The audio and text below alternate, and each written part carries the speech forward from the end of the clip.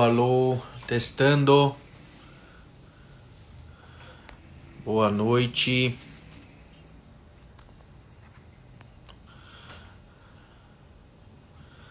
Oi, pessoal. Muito boa noite a todos. Vamos entrando aí na nossa primeira live aqui, Paixão Analítico. Luiz Sérgio Roisman, Santos Wagner, Psicojanice, Cecília, Camila Werneck. Oi, Oi, boa boa noite. noite. Tudo bem, Juliana? Tudo bom? E você, Daniel? Tudo ótimo. Boa noite, pessoal. Ó, já temos várias pessoas entrando. Deixa eu colocar minha cadeira para trás.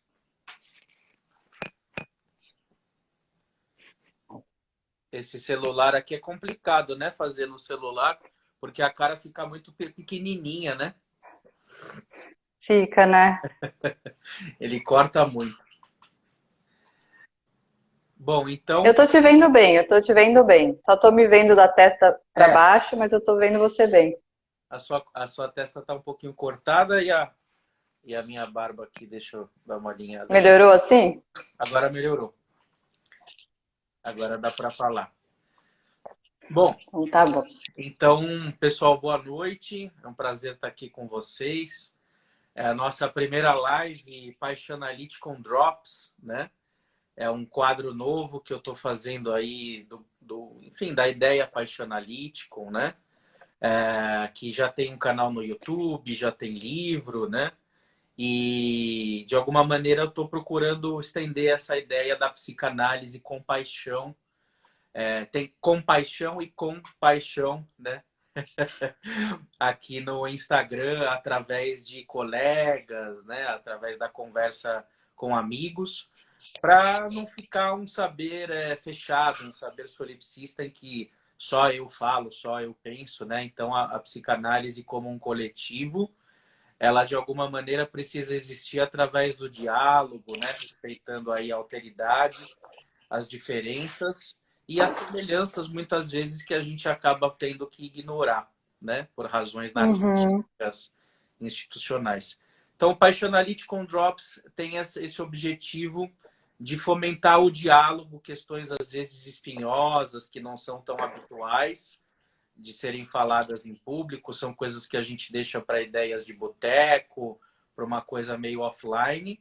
E aqui a ideia não, é a gente colocar tudo isso na mesa e falar assim com o mínimo de papas na língua. Então, com vocês hoje, nós temos a nossa convidada Juliana Fará, que é psicanalista, né? Trabalha com obesidade, também fez mestrado na USP, né, Juliana? Então, fiz. você gostaria de comentar um pouquinho assim do teu percurso? Eu fiquei pensando, boa noite, pessoal, quem tá aí nos assistindo. Eu fiquei pensando que seria legal a gente falar um pouquinho, né, nós dois do percurso, porque pode ter gente que não te conhece, pode ter gente que não me conhece. Mas que a ideia de falar da psicanálise contemporânea, eu acho que é justamente, né, o nome que você deu para esse encontro de diálogos, acho que é justamente propiciar diálogos, onde às vezes não tem, né? Então, fiquei muito feliz com esse convite, né? Até fiquei pensando assim, eu fui dar uma olhada nas suas coisas, falei, ai, o Daniel é lacaniano, eu não sou, como é que a gente vai ter esse diálogo? Né, eu vim de outra escola, e aí eu falei, ah, mas pelos posts que você faz lá no seu, né, em familiares, eu falei, ah, mas ele não é o lacaniano que eu tô acostumado a ver por aí. Então acho que dá pra gente fazer um bom bate-papo. E aí sim, eu acho que vale a pena falar um pouco do meu percurso. Você quer falar alguma coisa antes de eu falar um pouco do percurso? Não, o que eu ia dizer assim é que realmente a gente acabou trocando figurinha, né, através de postagens lá no grupo Infamiliares, que é um coletivo do Facebook, não tem Instagram, que justamente foi um coletivo fundado com base aí num sentimento de solidariedade e consternação de psicanalistas que tinham seus trabalhos aí vetados em congressos, em revistas de psicanálise por uma certa dimensão assim, às vezes meio burocrática, meio fascistoide, que existe na psicanálise de coibir ideias, de impedir o novo, né? E justamente lá a gente bota a boca no trombone, então isso independentemente de ser uma psicanálise lacaniana, freudiana, ou o que quer que seja, né? E aí eu e a Juliana tivemos essa empatia de ideias, porque justamente a Juliana também gosta de se afunilar numa determinada maestria ou numa determinada filiação específica, né, Juliana? Exato. E foi curioso, porque quando eu cheguei lá no Familiares, né, eu me identifiquei de alguma forma, com uma forma mais despojada de se falar de psicanálise, menos, né, dentro da caixinha, mas ao mesmo tempo eu não me identifiquei com a solidão dentro do campo, porque eu acho que dentro do meu percurso, eu me encontrei rápido com pares e pessoas que, diferente dessa ideia mais quadrada da psicanálise, já estudavam autores que propunham sair um pouco do que eles chamam da era das escolas, né? Passar para uma era pós-escolas, digamos assim. Então, eu já me formei em 2002 e antes mesmo de sair da faculdade eu fiz um curso de acompanhamento terapêutico, então acho que um pouco do meu percurso é muito marcado por uma clínica fora do consultório no início, o que me fez ter, eu acho que, ideias a respeito da psicanálise, da clínica, menos fechadas, né, naquele dispositivo clínico tradicional, freudiano, no qual principal demanda vinha de pacientes mais neuróticos, né, de uma clínica do recalque. Então eu comecei trabalhando com casos mais graves, psicose, então eu já tive que me adequar aí pensando como é que a gente usa a psicanálise nesses casos. Eu acho que com isso eu fui entendendo um pouco, saí um pouco dessa ideia de que a gente precisa aplicar a psicanálise, mas eu fui buscar autores que chamam de psicanálise, não de psicanálise aplicada, aquilo que a gente faz fora dos casos mais considerados neuróticos, né? Então, assim, comecei com a T, fiquei lembrando, né, pensando em casos e o que a gente podia compartilhar aqui que tinha a ver com sair um pouco do enquadro tradicional. No primeiro caso de AT, eu ainda era estagiária, estava fazendo meu primeiro estágio de AT. Era um adolescente que eu estava acompanhando, tentando acompanhar, era muito difícil, eu nem formada era ainda, e ele não falava comigo, não falava. 2002, isso ainda nem existia tanto assim, né, a nossa comunicação por internet. Eu ia atendê-lo na escola, e um dia eu sentei do lado dele, ele não falava comigo de jeito nenhum, ele só ficava no computador. Aí eu resolvi instalar o ICQ no computador do lado e adicionei ele no ICQ, naquela época ainda tinha ICQ. E aí eu comecei uma comunicação com ele via ICQ. A partir desse dia mudou totalmente o acompanhamento desse menino. E eu penso nesse caso como um fundante da minha própria clínica, porque eu tive que adaptar o enquadre imediatamente, logo, antes mesmo de me formar, né? E pensar depois em buscar autores que pudessem dar conta, de não me deixar tão sozinha, assim, será que eu estou fazendo algo que não é psicanálise? Exatamente. E esse é um drama que perpassa a formação dos psicanalistas, né? Como um todo, eu já passei por várias escolas. O meu avô era da Sociedade Brasileira de Psicanálise de São Paulo, né? Então eu fui criado aí na cozinha da psicanálise, ouvindo as histórias de interjogos políticos, de poder, né? Os impasses da formação, o problema da análise didática, do seu analista se colocar num lugar de poder dizer se você pode ou não ser analista, enfim, todas essas críticas que muita gente já conhece, mas que de alguma maneira mostram o quanto nós somos ensinados e formados, a grosso modo, não sempre, não totalmente, a obediência, a servidão, né? E, na verdade, a psicanálise ela não pode obrigar ninguém a servir a ela, senão não é psicanálise, ela se torna uma espécie de religião, né? Onde a teoria ou a palavra de um mestre fala acima de qualquer coisa. E a gente não pode esquecer que a psicanálise foi criada como um método para tentar ajudar as pessoas, para transformar algo da subjetividade delas, do sofrimento. Então, por isso que ela não pode se dar o luxo de se cristalizar em jargões, axiomas ou técnicas, vamos dizer assim, pré-estabelecidas, engessadas, que acabam sendo um desrespeito ao psicanalista e, sobretudo, aos pacientes, às pessoas que nos procuram, né? Então, não é os pacientes que têm que se adaptar à psicanálise, é a psicanálise que precisa se adaptar aos pacientes, né? E isso, Daniel, está lá nas origens da psicanálise, né? Porque Freud, ao construir a teoria psicanalítica, ele o tempo inteiro estava retornando à clínica, né? Então a gente não pode esquecer isso, né? Que às vezes a gente esquece que a psicanálise não é uma ciência dura, que está lá, feita e acabou, vamos aplicar, né? Ela está em constante movimento. A gente precisa sempre retornar à clínica e olhar para a teoria de volta para poder fazer esse movimento constante, senão a gente acaba enrijecendo a teoria e com isso a técnica, né? E aí a gente não escuta de fato os nossos pacientes, a gente tenta enquadrá-la né, em diagnósticos ou em estruturas, às vezes, e que eu acho que isso empobrece um pouco o encontro, que acho que a psicanálise, acima de tudo, é um encontro, né, entre dois ou mais seres falantes, como diriam os lacanianos. Falantes ou mutantes, né? E de tanto do mute, né? Da tecla mute, né? De tudo como que aquele que muda, né? E você falou da psicanálise dura, eu acho que a psicanálise pode ser mole, né? De alguma maneira, né? Pode. É alguma coisa que a gente pode modelar com as mãos, como um bloco de massa, um bloco de argila, né? E que dê movimento de alguma forma, por que não, né? Aí entra o nosso papel. Sim. Pois é. Não, e aí eu fiquei pensando, posso falar mais um pouquinho então no percurso? Porque aí acho que a gente vai fazendo esse diálogo. Não, é bom. E ó, só avisando que quem está na live, por favor, mande comentários, perguntas, tá? Que eu estou acompanhando aqui. Você está vendo as pessoas que estão entrando aí também, né, Juliana? Tô vendo sim. Legal. Então, se aparece...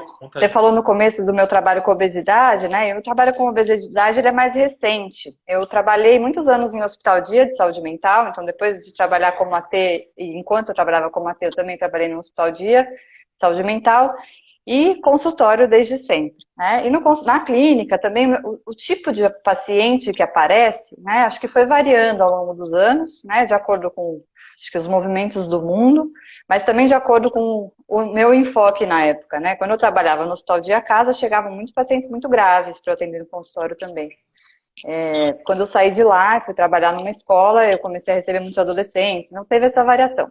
E acho que isso foi fazendo com que eu ficasse muito interessada em estudar autores que me dessem um respaldo para continuar me considerando psicanalista, independente do tipo de paciente que aparecesse no consultório, né? Então, eu fiz a formação, né, em psicanálise lá no SEDES, uma formação que é muito, olha, eu ia falar lacaniano, é muito freudiana, embora tenha vários lacanianos lá no departamento, é uma formação freudiana. Então, quando eu fui estudando Freud, eu lembro do meu susto de pensar, é isso que eu tenho que fazer, não é isso que eu faço, né? Então eu estou no lugar errado.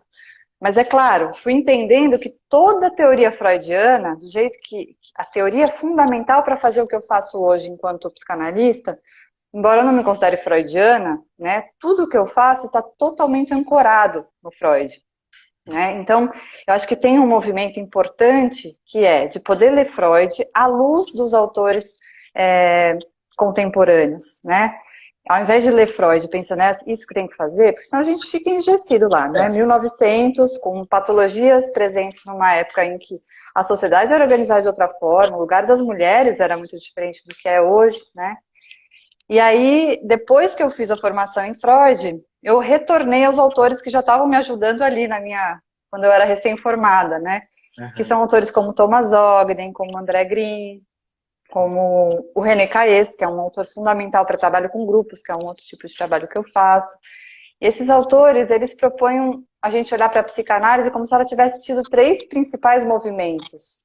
Né? Um primeiro movimento, que seria o movimento freudiano, em que era tudo muito centrado no intrapsíquico, né? No modelo em que você pensava muito o mundo interno de um sujeito que estava na sua frente.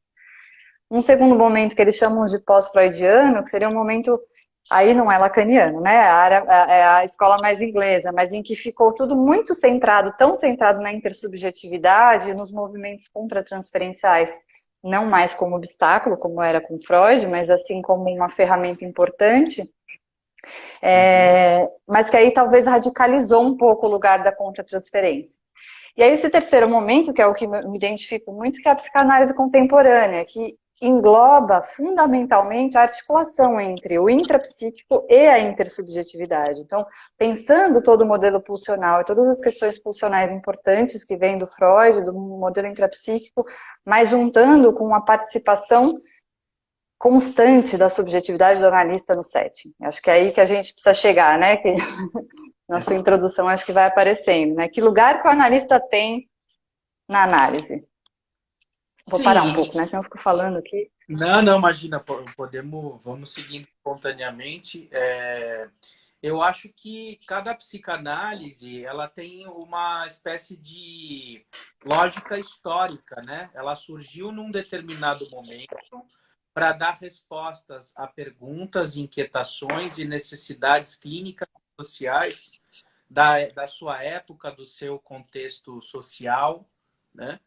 E o público dos psicanalistas também tem relação, né, com isso. Ou seja, se são psicanalistas de direita, se são psicanalistas de esquerda, se são psicanalistas de alto poder aquisitivo, de menor poder aquisitivo. Ou seja, as próprias pautas que os psicanalistas produzem e que as instituições se propõem a produzir, elas dizem respeito à subjetividade dos analistas em especial e do grupo ao qual eles pertencem, né? Então, por exemplo, recentemente eu peguei uma revista de psicanálise da Sociedade de Psicanálise, da Sociedade Brasileira. É sonho, é mito, é interpretação, é devaneio, medo. Essas são as pautas. Se você pega revistas ou materiais de congressos italianos, é tipo assim, a psicanálise diante do fascismo. Ou então, racismo e homofobia no século XXI. Questões para a psicanálise. Ou seja, não que a sociedade não se ocupe disso, né? Ou que, no caso, uma instituição lacaniana não se ocupe de sonho, medo, mito, interpretação, devaneio, mas as pautas não são as mesmas. Ou seja, o tipo de produção psicanalítica difere muito de grupo para grupo, né? Então, isso mostra o quê? Que o analista está colocado como de uma maneira subjetiva, né? Ele está subjetivado o tempo todo na sua produção. Então, se a gente toma aquilo como um saber natural, real, acabado, você está matando o sujeito, né? De alguma maneira. Você está cristalizando aquilo num dogma, né? Então, eu Uhum. costumo pensar que a psicanálise contemporânea é o quê? Ela é, sobretudo, uma psicanálise emancipada. Ou seja, é aquilo que a gente consegue fazer com os mestres e teorias para transformar em algo nosso. Aquilo que herdaste de teus pais, conquista-o para fazê-lo teu. Se os analistas não Uhum. tiverem a coragem de existir, eles vão acabar padecendo e fracassando no seu ofício de psicanalistas e na transmissão da psicanálise. Então, independentemente do estilo de cada um, né, o que precisa ser respeitado e fomentado é a forma singular como cada um se conecta com a psicanálise, como cada um se faz psicanalista. E isso envolve aspectos históricos, né? O meu avô, por exemplo, era psicanalista. Eu entrei na psicanálise através da Melanie Klein, por exemplo, através do René Caillé, através dos estudos sobre a transmissão psíquica transgeracional, estudando Ferenczi, né? Através dessas noções de cripta, por exemplo, né? E depois eu fui me distanciando, embora sempre conservasse isso, e foi entrando no Lacan por questões de análise pessoal na época, de afinidade, mas hoje eu considero que né, a gente precisa, digamos assim, existir de alguma forma, né? E a forma como a gente pode fazer isso é conversando com os mestres e não servindo a eles, né? Uhum. Perfeito. Eu fiquei pensando nessa, quando você traz essas, vou chamar de um jeito bem adolescente, né? Essas panelinhas, que as revistas refletem um pouco como é que essas panelinhas têm se implicado, né? Com temas Sim. específicos. Eu fiquei pensando Aham. que isso marca muito mesmo, né? Eu já comecei, eu acho que em panelinhas que já não eram tão panelinhas e que já tinham um diálogo com fora muito grande, com exceção, claro, de alguns lugares, mas é, e fiquei pensando nessa possibilidade. Eu lembro quando eu fiz o mestrado lá, eu fiz o mestrado na USP com o professor Pablo Castanho, que é, né, eu acho, uma sumidade em grupos na psicanálise. E foi muito importante esse processo, porque o Pablo, ele orienta em grupo. Então a gente fazia as nossas orientações em grupo, todo mundo lia, né, o trabalho produzido por cada um do grupo. E a gente tinha ali lacanianos, kleinianos, winnicottianos, Uhum. é, eu que não me considerava nenhuma Ana, né, talvez Juliana, pensando poder um pouco dessa possibilidade de dialogar com outras linguagens da própria psicanálise, né? Sem que isso de jeito nenhum possa cair num ecletismo, porque acho que é bem diferente, né? A gente poder escutar vários autores e pensar no diálogo entre eles sem necessariamente chegar num ponto em comum, porque às vezes não tem, né? Às vezes não tem. A Camila está dizendo, as panelinhas dificultam tanto a formação e o percurso. Eu concordo completamente com você, Camila. Eu fiquei pensando, né, que eu gostaria muito, lá atrás, quando eu me formei, de ter tido, antes de ler Freud, antes de ler os autores pós-freudianos, de ter tido uma aula sobre história da psicanálise, que eu acho que eu nunca tive. Se eu tivesse aprendido ali no começo, é assim, tudo bem, Freud fundou a psicanálise, mas aí antes de você ler todo o Freud, você saber o que aconteceu depois e as brigas políticas, aí tem as questões de grupo, né? Eu que estudo CAES, estou pensando nas questões que acontecem na instituição psicanalítica enquanto grupo, os movimentos grupais, os pactos denegativos que acontecem para manter coisas fora, né, cindidas do campo. Que a gente, isso que você traz no começo, Daniel, né, de fazer supervisão e análise com a mesma pessoa, dentro do, né, o seu analista de data, que traz ali um monte de coisa. Eu não estou fazendo uma crítica necessariamente, porque eu acho que tem questões muito boas e positivas nas formações pensadas pela IPA, mas por outro lado também traz ali questões institucionais que não podiam ser olhadas, precisaram ficar de fora do campo, né? Enfim, acho que é legal a gente poder pensar, né, que a gente faz parte de algumas panelinhas, porque a gente precisa fazer narcisicamente parte de algum grupo, né? Senão a gente também não sobrevive, ainda mais uma clínica como a nossa, que às vezes é muito solitária. Mas é muito importante poder transitar. Então, eu adorei o seu convite justamente por isso. Essa possibilidade da gente ter esse diálogo, né? Saindo um pouquinho da zona de conforto das nossas panelinhas, o lugar que a gente fala, ali eu já sei que eu posso falar, e todo mundo vai concordar comigo. Se a gente for começar a falar sobre as origens do que você pensa, né, uma base mais lacaniana, o que eu penso, a gente vai discordar, mas isso não significa que você vai invalidar, né, o saber que vem Isso. de uma base igual, que é a psicanálise. Isso, exatamente. Eu acho que há uma diferença aí entre panelinha, que eu talvez eu discorde um pouco do uso desse termo, né? Da diferença entre panelinha e um grupo de trabalho. Porque o que eu acho que caracteriza uma panelinha? Uma panelinha é quando um grupo de pessoas faz alianças econômicas e políticas para exercício de um poder, e essas alianças econômicas e políticas a serviço de um poder, elas se fundamentam através do ódio às diferenças. Ou seja, eu sou melhor do que os outros. Nós somos superiores. Nós temos a chave da formação adequada e de qualidade para os psicanalistas, para as pessoas que querem se tornar psicanálise.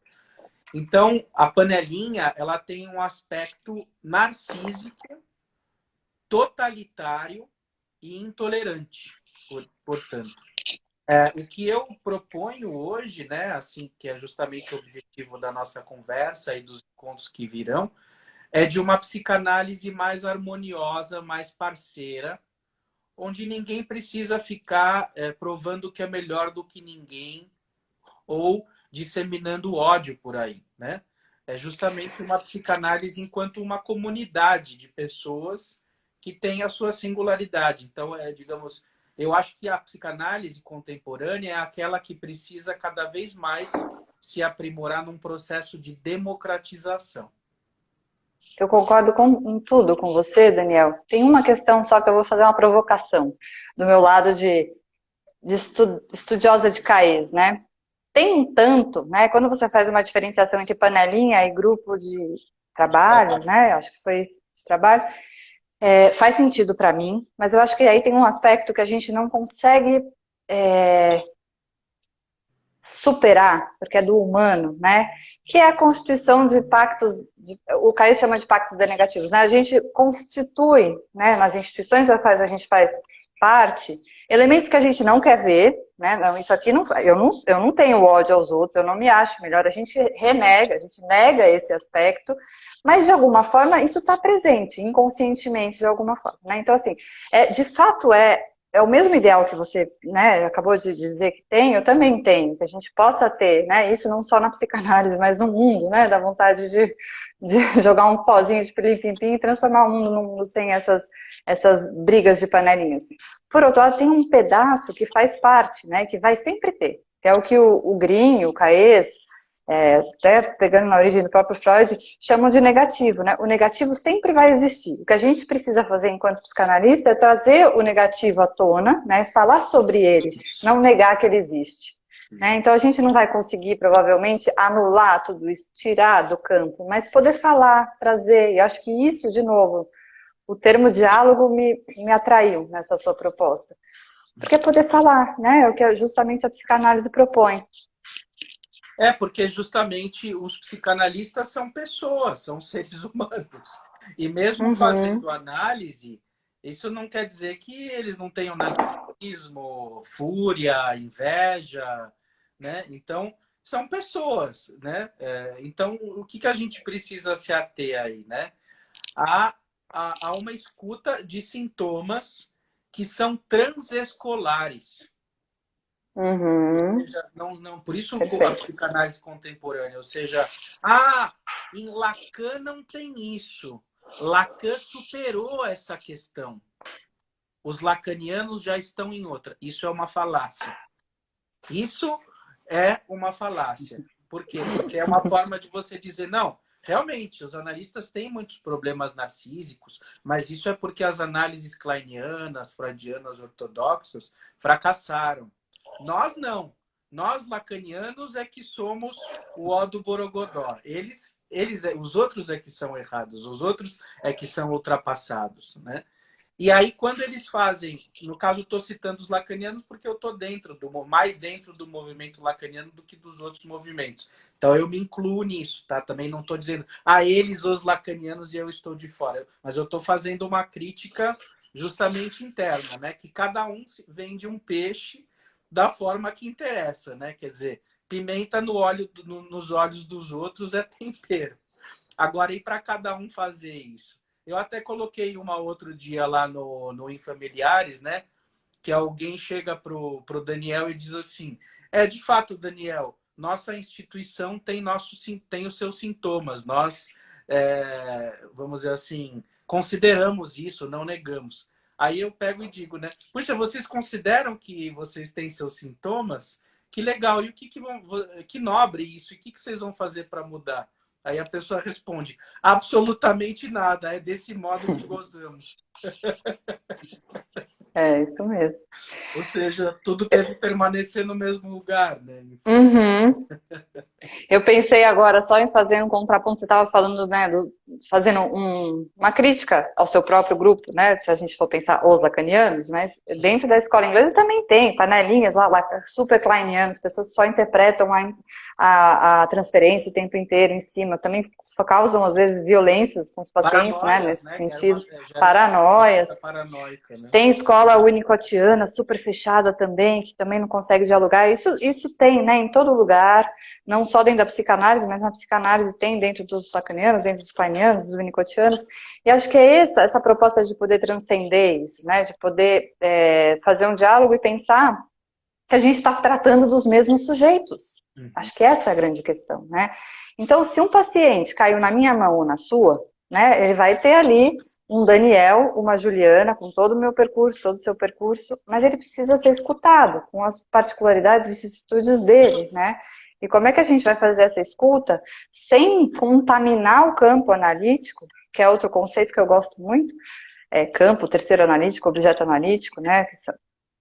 essa ideia de que forma-se uma terceira coisa no encontro entre o paciente e o analisando, né, o analista e o analisando, se forma uma terceira coisa, né, como é que a gente pode não contaminar o campo com toda essa teoria, essa bagagem, tentando fazer com que o paciente responda aquilo que a gente está esperando, né? Então esse é um desafio, né, para quem sai muito formadinho, né, quadradinho de algumas das escolas que a gente tem mencionado, como fazer para a gente poder se despir?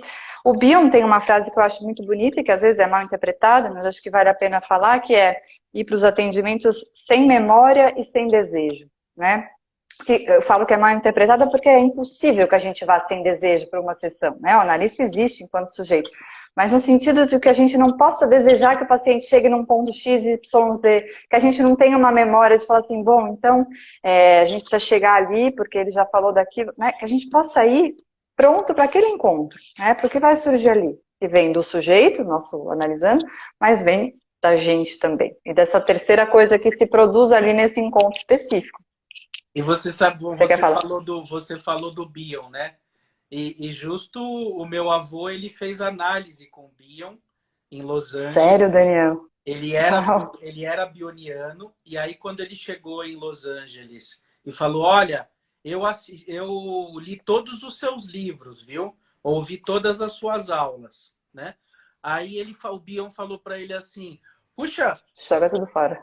exatamente, ele falou, então esqueça tudo, não leia mais Esquece tudo. porque eu quero que o senhor seja o senhor mesmo.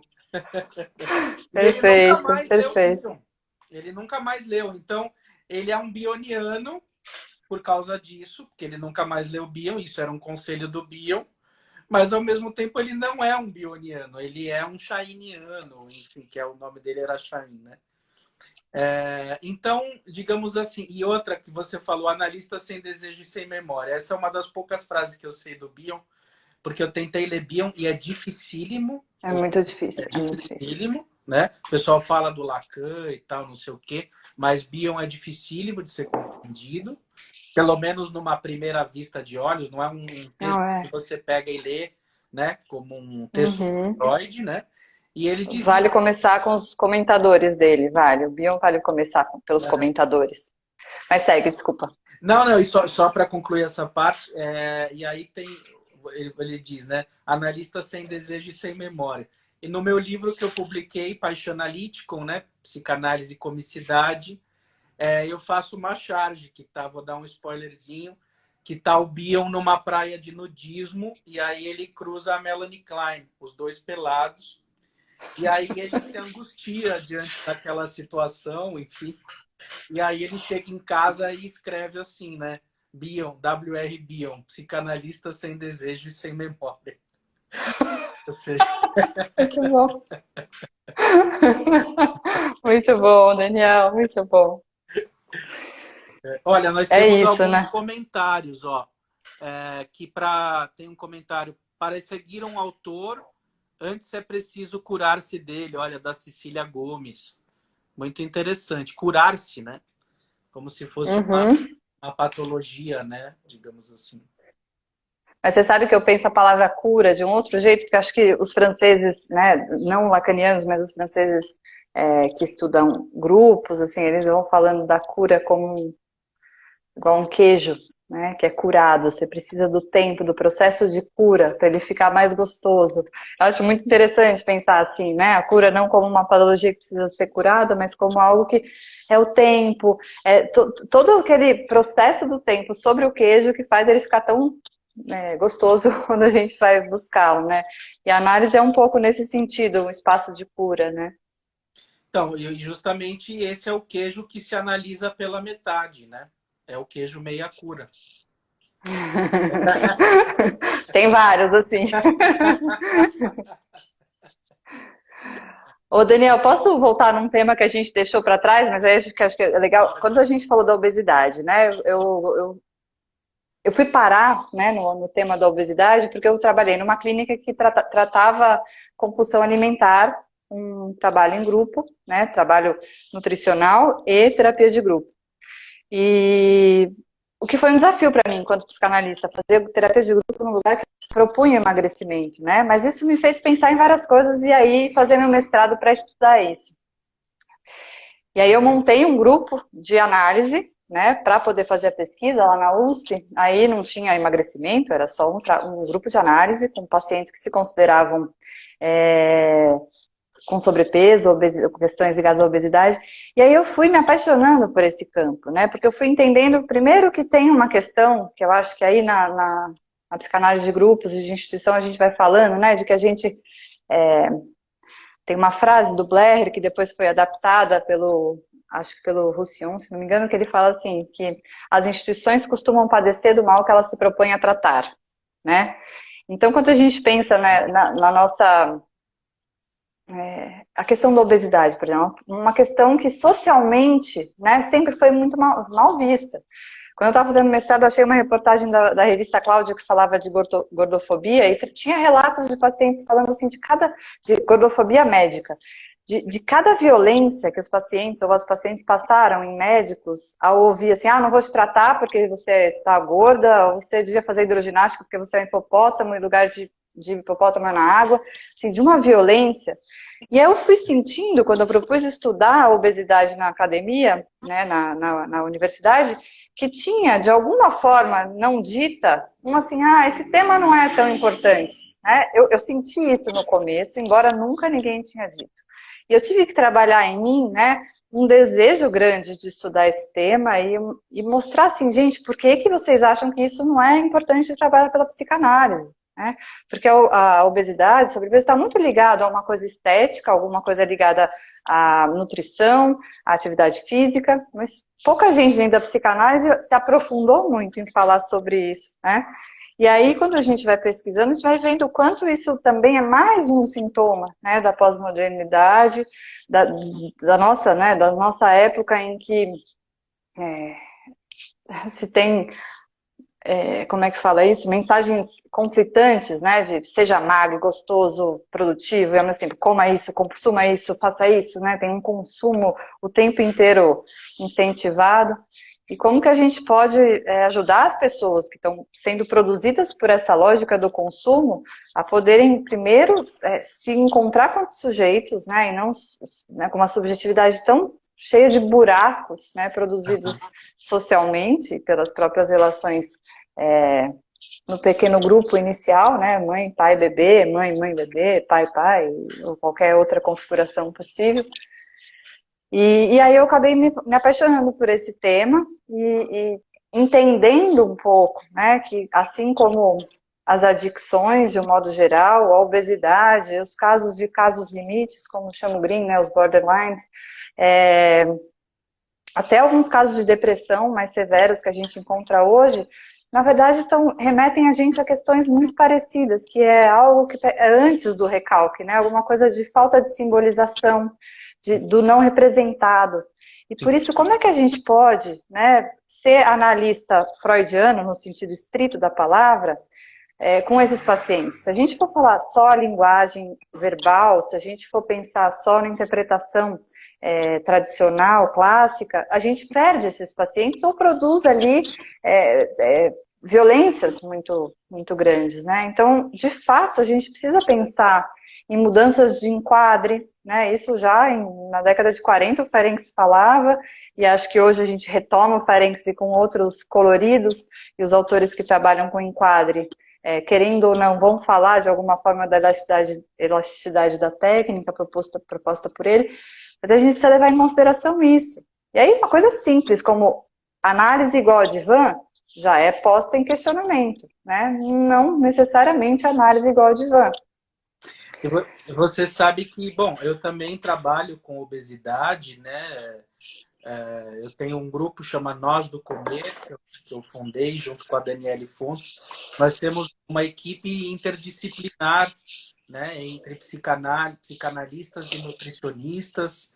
Também tem o meu livro A Obesidade Não Toda, ou Quando a Gordura Fala, onde justamente eu adentro aí nessas possibilidades de pensar essas satisfações, esse corpo erógeno aí a partir de uma leitura lacaniana, antes da aquisição da linguagem, embora esteja na linguagem, né?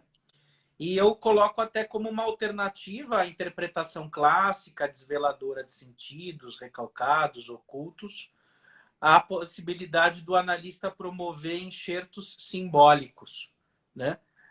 Voltou, Daniel, deu um corte aqui, Tá. desculpa. Deu um corte, eu não sei se foi você, se fui eu. O teu ficou girando mesmo. Agora tá normal? Estabilizou? Tá, estabilizou. Então, a ideia do que eu coloco nesse livro, como sair da clínica, né, é justamente a possibilidade de... Alô? Acho que tá cortando.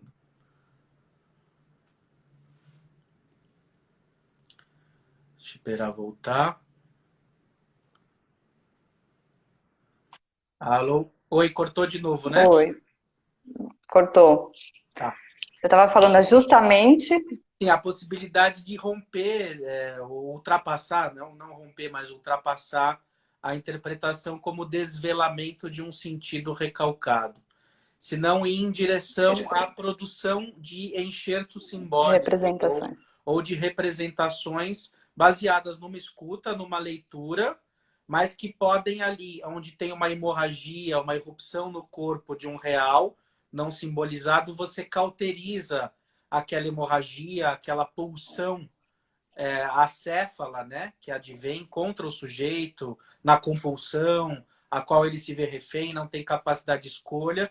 Você faz uma espécie de sutura narrativa naquilo, né? Uhum. Você empresta um sentido criado pelo analista, evidentemente pautado numa escuta, mas que não é algo que foi dito ou está ali, digamos assim, nas entrelinhas. Então, é o analista num lugar ativo, num lugar facilitador.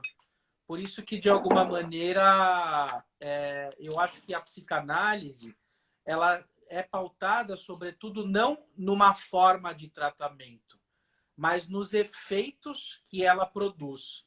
Ou seja, se o analista faz uma piada, se o analista põe uma música, se ele brinca de nerf com seus pacientes, se ele joga videogame com eles, se ele faz uma surpresa para o paciente, se ele come chocolate com o paciente, tudo isso, se puder mobilizar carga pulsional para haver mudança psíquica, eu acho que é psicanalítico. Não precisa ser só a tradução do Édipo infantil. É muito além disso, né? É propiciar mudança. Pois é. Desculpa, te interrompi, né? Não, era isso que eu queria falar.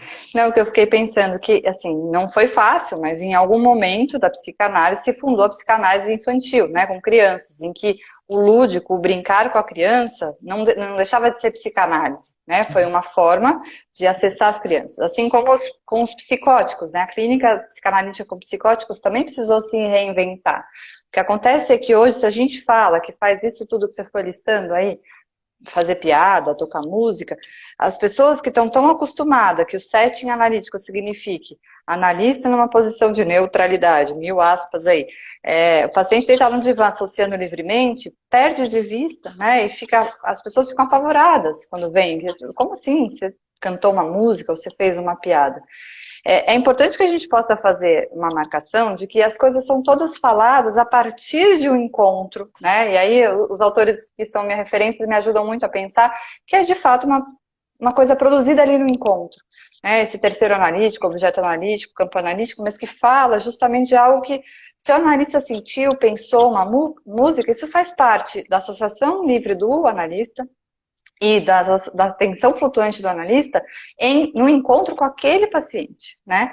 Então, é importante a gente lembrar que essas coisas, elas também não é que eu vou fazer um manual, então agora eu vou fazer piada, cantar música, oferecer um filme, né? Não é do além, essas coisas elas acontecem, primeiro, num contexto, né, daquele encontro, e segundo, que é muito importante, sempre apoiado na metapsicologia freudiana. Por mais que a gente tenha tido desdobramentos e leituras, tinha uma professora que falava, né, do ombro, é um autor em cima do ombro do outro, olhando a coisa de mais de cima, vendo todos os outros ali. Então a gente tem eu acho que a gente tem um privilégio, né, de ter tido vários autores pós-freudianos que foram lendo Freud com formas muito interessantes. Por exemplo, o Caes, ele lê Freud procurando grupo. Ele vai lá e fala, não, olha aqui, o Freud já falava de grupo aqui, mas ele não falava só mal, falava bem também. Olha isso. Né? A gente vai conseguindo encontrar no Freud aquilo que nos alimenta para prosseguir. Né? Então, eu acho que isso é bem importante. Quando a gente lê Freud, a gente não fica aprisionado. É Sim. assim que tem que fazer. E também se a gente não encontrar no Freud, tudo bem também, né? Ou Tudo seja, bem o também. Freud ele não tem que ser a referência primária de tudo o que a gente fala, né? A Eu acho referência primária, acho que ele acaba sendo, né? Ele acaba sendo não, ele não precisa ser a última referência, não precisa encontrar tudo nele, né? Mas eu acho que aí é um ponto que sempre entra em debate, né, na psicanálise, que é assim, mas isso não é psicanálise. Não tem o embrião isso. no Freud. Gente, não dava para Freud fazer tudo. O cara foi um gênio, criou milhões de coisas importantes e conceitos e criou a psicanálise. Mas não dava para ele dar conta de tudo. Ele teve que, em alguns momentos, ele encontrou bifurcações, ele escolheu caminhos. E deixou outros caminhos abertos, né? E é aí que entram esses autores que a gente chama da psicanálise contemporânea, e mesmo os anteriores, né? É que eu acho assim, que tem pessoas que parece que obsessivamente precisam mostrar que o que elas estão fazendo está amparado em Freud ou está Tem amparado razão. em Lacan. Por quê? Porque Uhum. elas têm esse medo, elas não conseguem. Elas temem. Hã? Elas temem. Elas temem ter a coragem de existir, né? E de alguma maneira, se elas temem ter a coragem de existir, é porque elas se sentem sozinhas, né? Então elas precisam, digamos assim, para estarem conectadas a grupos e coletivos, elas precisam reproduzir discursos de massa ou discursos partilhados, porque elas mesmas não se sentem aptas ou com muita energia para ter o próprio discurso. E a gente vê que na história da psicanálise, os grandes paradigmas psicanalíticos, as diferenças, não foram produzidas coletivamente.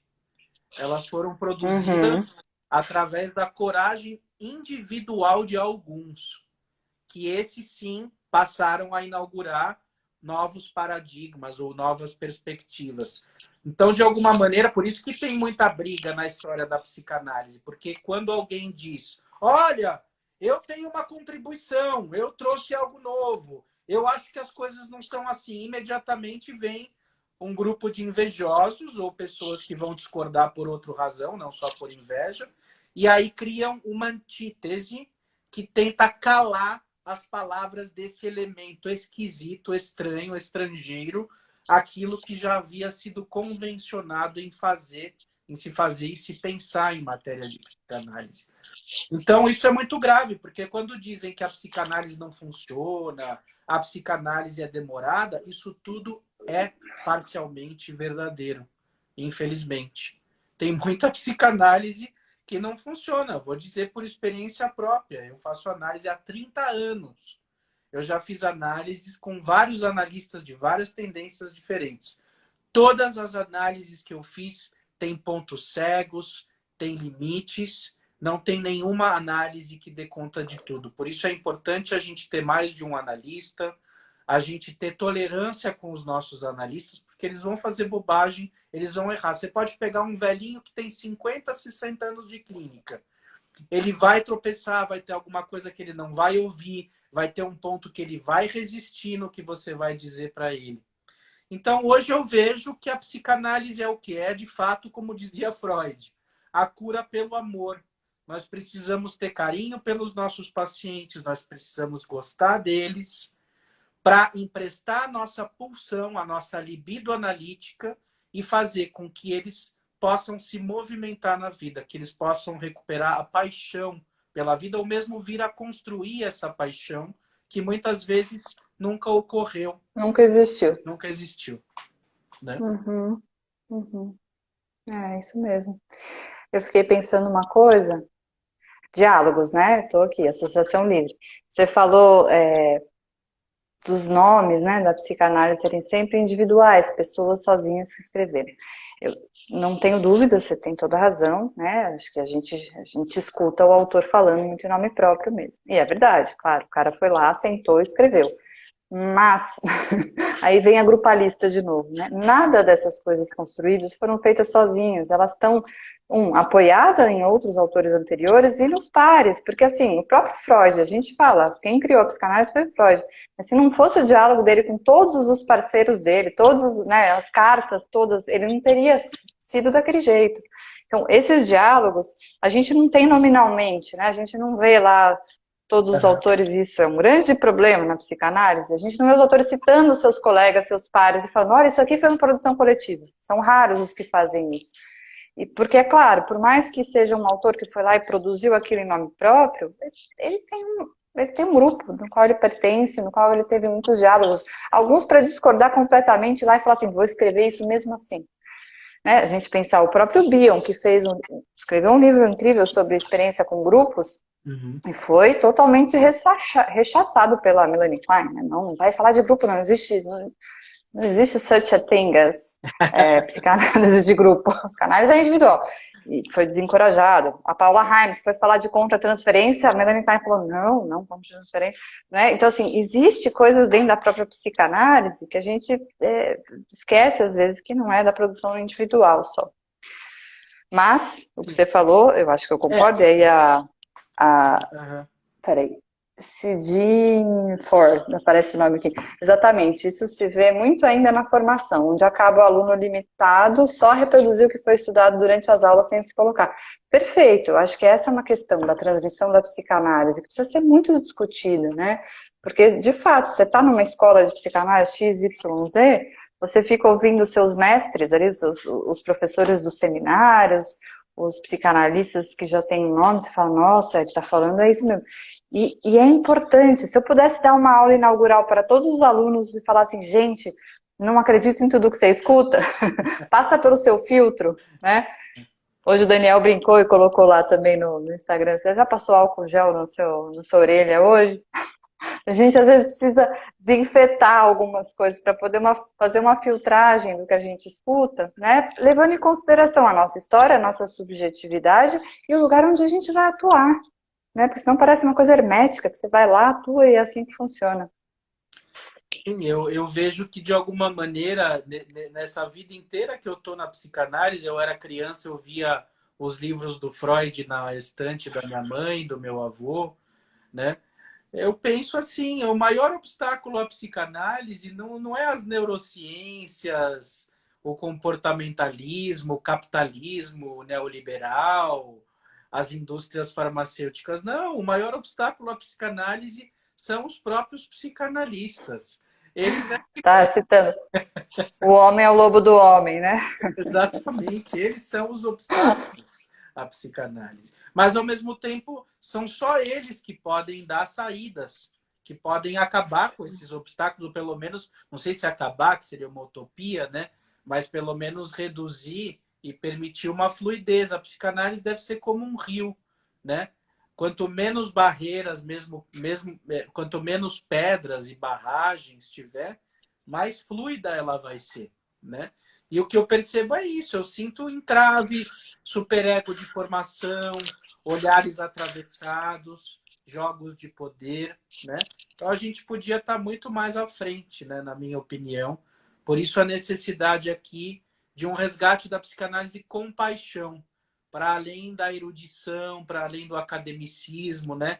Que são formas também, muitas vezes, esse tal de rigor teórico, que muitas vezes flerta com o fanatismo, né? É muito perigoso. Não que alguém não possa ser rigoroso no sentido de responsável ou ético no seu trabalho, mas geralmente essa coisa do rigor ela flerta com o fanatismo, né? Eu tenho que ser assim, É, eu sou rígido, né, nisso.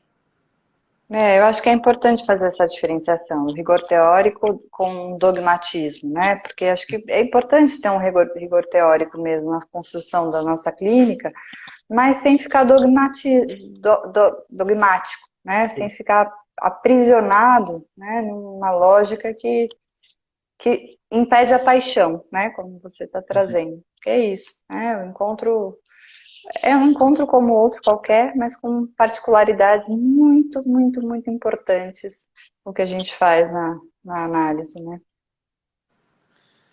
Exatamente, exatamente. Então, Eu fico muito, muito feliz aí, né, que a gente possa expor essas questões, essas angústias, né, que muitas vezes elas sempre estão colocadas aí no lugar do outro, do estranho, e na verdade elas nos atravessam, mesmo que a gente tenha a maior boa vontade ou a maior má vontade, né? Mas elas nos atravessam, então está todo mundo incluído, porque são sintomas estruturais, né? Não se trata de personificar o mal, né? Mas ele existe entre nós e muitas vezes a melhor forma do mal existir é se escondendo através de uma imagem do bem, né? Que é Uhum. justamente isso que está acontecendo no Brasil hoje, pelo menos na minha opinião, né? Que surgiu como uma ideia de bem, né? Enfim, salvação, né? Sim. Posso fazer uma propaganda? Lógico, claro. Duas, na verdade. Não, aproveitando, você falou dos seus livros, eu não tenho um livro publicado, mas eu tenho o meu mestrado, né, que eu acho que fala muito da minha clínica, de como eu penso, né, as intervenções. Esse especificamente é sobre os grupos. E o meu mestrado chama Emagrecer é uma barra, entre parênteses, de chocolate, a psicanálise de grupo no tratamento de pacientes com queixas em relação ao sobrepeso e obesidade. E então, assim, tem PDF disponível, né, no site da USP, e lá eu trago bastante clínica mesmo, esse percurso que eu fiz de um ano com um grupo que eu acompanhei lá na USP. E a segunda propaganda é que eu dou um curso agora em abril e maio, lá no Instituto Gerard, sobre grupos. Vão ser 4 encontros, né, de 1h30.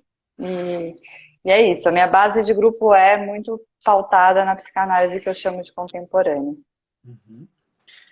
Legal, pessoal. Então, olha, quem quiser contato com a Juliana, pode entrar, pode seguir ela no Instagram, psicanalista Juliana Fará, com H no fim, né? Fará, né?